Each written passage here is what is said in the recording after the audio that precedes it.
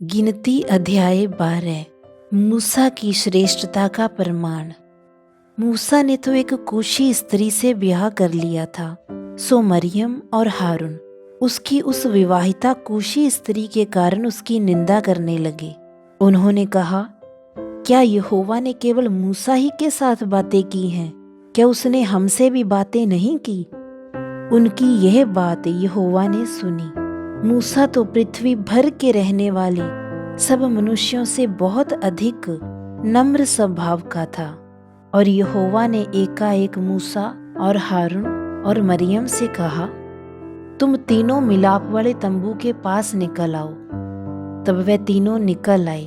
तब यहोवा ने बादल के खंबे में उतरकर तंबू के द्वार पर खड़ा होकर हारून और मरियम को बुलाया। अतः वे दोनों उसके पास निकल आए। तब यहोवा ने कहा, मेरी बातें सुनो। यदि तुम में कोई नबी हो तो उस पर मैं यहोवा दर्शन के द्वारा अपने आप को प्रकट करूंगा या स्वप्न में उससे बातें करूंगा। परंतु मेरा दास मूसा ऐसा नहीं है। वह तो मेरे सब घरानों में विश्वास योग्य है। उससे मैं गुप्त रीति से नहीं, परंतु आमने सामने और प्रत्यक्ष होकर बातें करता हूँ, और वह यहोवा का स्वरूप निहारने पाता है।